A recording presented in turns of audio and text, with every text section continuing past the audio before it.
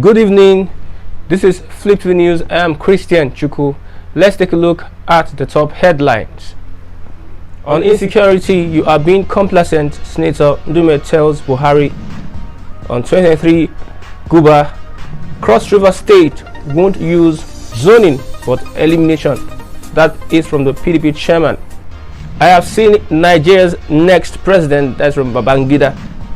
World Cup miss, Eguavon resigns as Super Eagles coach. Technical team sacked. And lastly, JJ Okocha gets FIFA call up. Let's take a look at the news in detail. Senator Ali Ndume from Kaduna State has told Buhari not to deny knowing about the Kaduna throwing attack. The Borno lawmaker says the president is handling insecurity in the country with levity. The lawmaker said that there is a lot of kleptocracy in the current administration and that except the government do something about it, things will not change.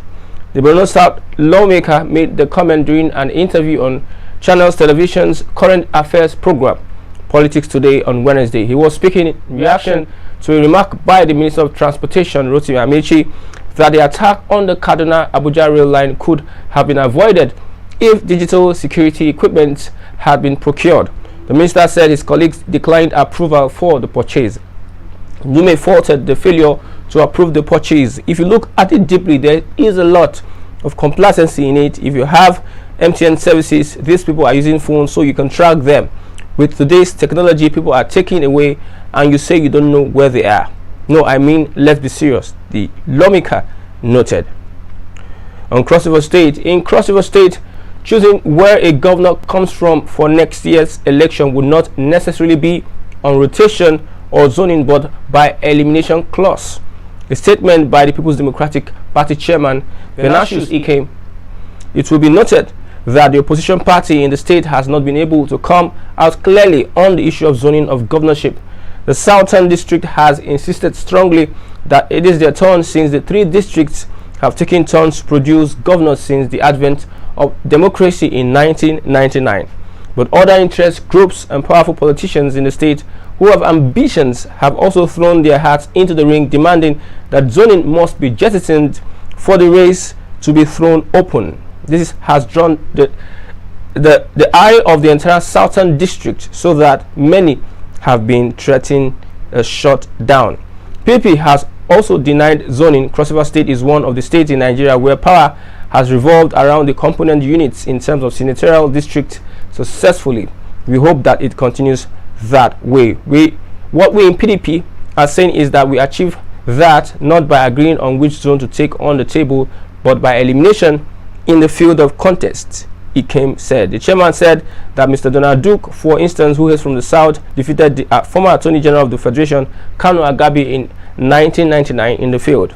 He also recalled that the immediate past governor of the state from the Central District, Senator Liel Imoke, similarly defeated the rest contestants in the field.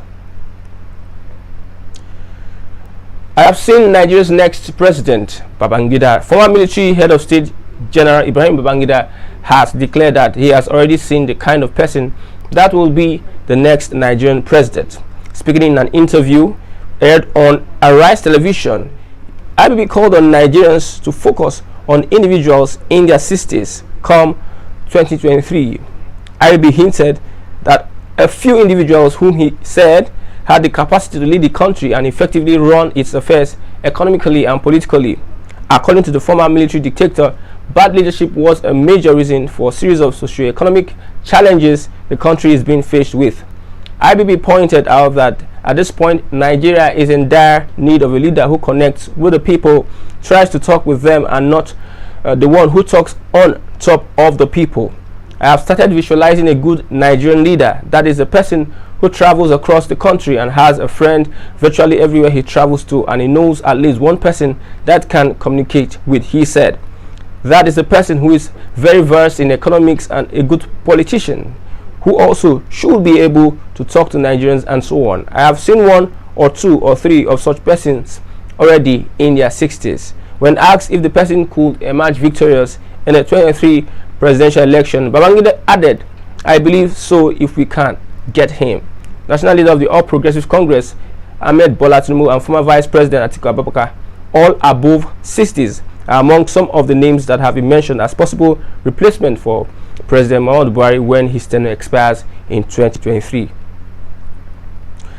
The General Overseer of the Redeemed Christian Church of God Worldwide, Pastor Enoch Adeboye, on Sunday spoke softly on Vice President Yemi Osinbajo's ordeal in Buhari's government, predicted that Osinbajo will overcome the situation, noting that God doesn't abandon one when he promotes. Vanguard reports that Adeboye made the declaration at a special service to mark the 20th anniversary of RCG Province 7 headquarters, Faith Chapel, Gwarimpa, Abuja. Making reference to 1 Samuel 19 and 19, the RCCG leader compared Osinbajo's emergence as vice president to that of Saul, who became king of Israel without lobbying. Adeboye, who was represented by the Assistant General Overseer Education and Training RCCG, Pastor Ezekiel Odeyemi, he said, "I prayed with him a few moments ago, and God made me understand that before this man became a vice presidential candidate, he never thought he could get to that position. He was not a politician. But destiny is very powerful. If God destines you to be in a place, even if 100 people are lined up before you, they will all be disqualified. If God is the one promoting you, he will sustain you. We are living in a nation where corruption is the order of the day. If we must experience the next level of glory, we must make up our minds not to defile ourselves. We must be determined to be incorruptible." Adeboye appealed to Nigerians to stop being negative about the country. "We don't want anyone to be complacent, but we want Nigerians to be proactive and determined to move from one level to the next. We can't afford to give up," he added. Now in sports. Super Eagles interim coach Austin Eguavoen has resigned from his role as the head coach of the Nigerian national team. His resignation is coming after Nigeria's 2022 FIFA World Cup playoff defeat to the Black Stars of Ghana. Eguavoen will now return to his role as technical director of all national teams. Brilliant.net reports that Eguavoen has sent an official letter to the Nigerian Football Federation stating his decision to resign. Meanwhile, Eguavoen and Super Eagles players snubbed the media after failing to qualify for Qatar 2022 following their second leg playoff in a 1-1 draw against the Black Stars at the MKO Abiola Stadium on Tuesday. No player or coach from the Nigeria squad spoke to journalists after they failed to qualify for the 2022 World Cup. On JJ Okocha, Nigerian legend Austin JJ Okocha has been appointed to join other football legends on Friday as draw assistant for the FIFA 2022 World Cup in Qatar later this year. FIFA disclosed that this in a post via their website on Wednesday. Okocha will join Germany's Lothar Matthäus, Brazil Cafu, Algeria's Rabah Madja, Australia's Tim Cahill, Qataris Abdel Ahmed Malah, and Iran's Ali Day.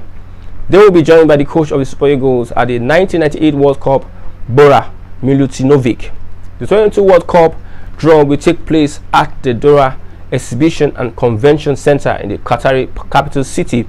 The conducting team for the draw has been listed as Carrie Lloyd, Samantha Johnson, and Jermaine. Meanwhile, Okocha was a playmaking player who helped Nigeria qualify for their first FIFA World Cup.